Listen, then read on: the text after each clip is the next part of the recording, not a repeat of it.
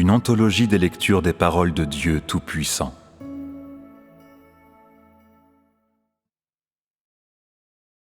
Les paroles de Dieu à l'univers entier. Chapitre 1.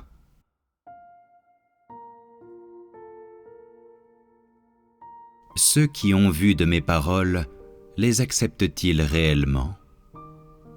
Me connaissez-vous vraiment? Avez-vous vraiment appris à obéir?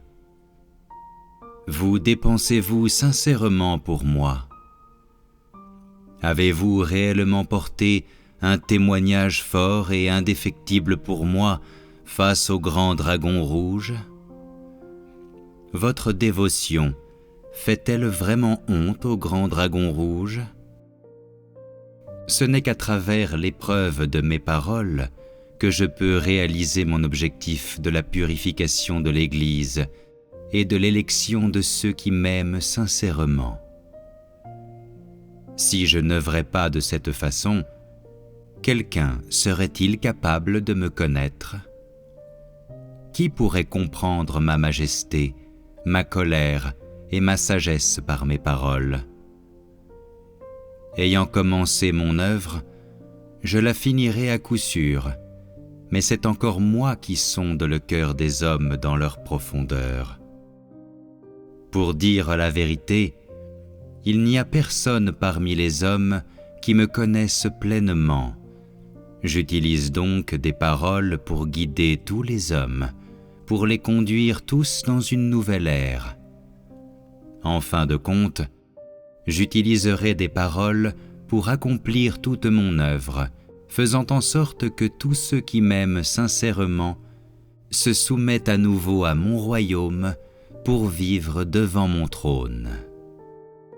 La situation maintenant n'est plus ce qu'elle était autrefois, et mon œuvre a atteint un nouveau point de départ. Cela étant, il y aura une nouvelle approche. Tous ceux qui voient ma parole et l'acceptent comme leur vie même sont le peuple dans mon royaume, et étant dans mon royaume, ils sont le peuple de mon royaume. Parce qu'ils acceptent l'orientation de mes paroles, même s'ils sont appelés mon peuple, ce titre n'est en aucune façon secondaire par rapport à celui d'être appelé mes fils. Ayant été faits peuple de Dieu, tous doivent servir avec la plus extrême dévotion dans mon royaume et remplir leurs devoirs dans mon royaume. Quiconque commet une infraction à mes décrets administratifs doit recevoir ma punition. C'est mon avertissement à tous. Une nouvelle approche est maintenant établie et le passé n'a plus besoin d'être à nouveau mentionné. Cependant, comme je l'ai dit précédemment, je maintiens ce que j'ai dit et ce que je maintiens, j'en assure toujours l'achèvement et personne ne peut le changer. C'est absolu. Que ce soit des paroles que j'ai dites dans le passé ou des paroles que je dirai dans l'avenir, je les ferai toutes devenir réalité, l'une après l'autre, et je permettrai à toute l'humanité de les voir se réaliser. Cela est le principe qui soutient mes paroles et mon œuvre. Puisque la construction de l'Église a déjà été accomplie, ce n'est plus dès lors l'ère de la construction de l'Église, mais plutôt l'ère dans laquelle le royaume est construit avec succès.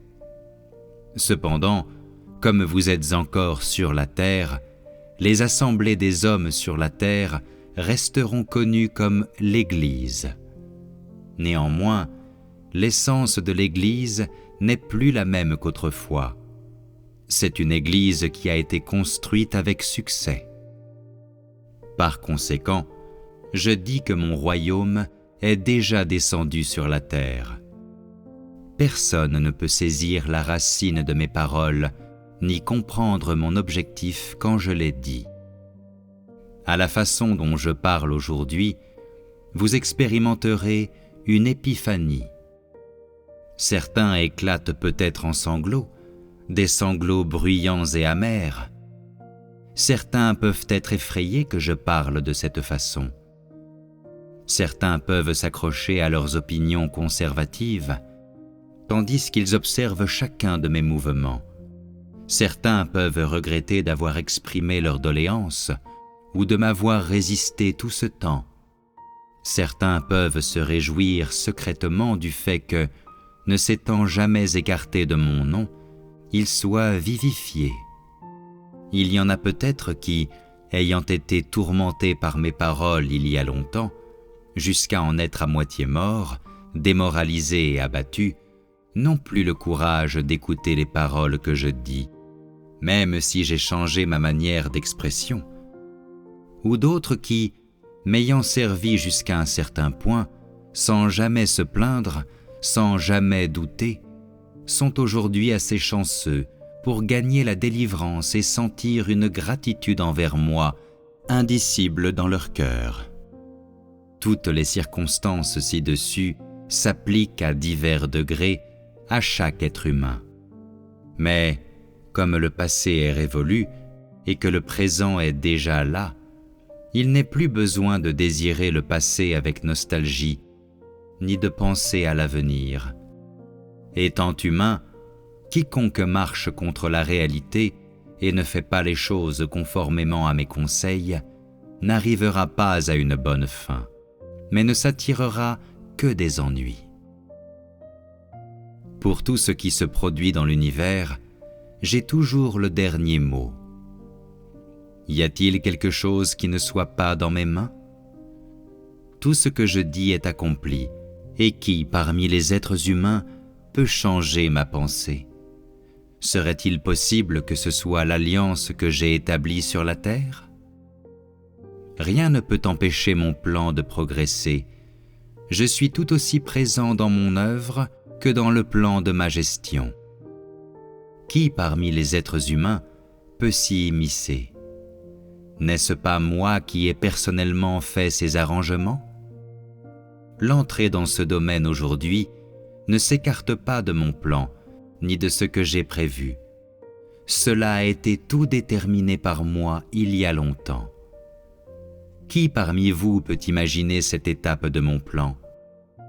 Mon peuple écoutera assurément ma voix, et chacun de ceux qui m'aiment sincèrement retournera assurément devant mon trône.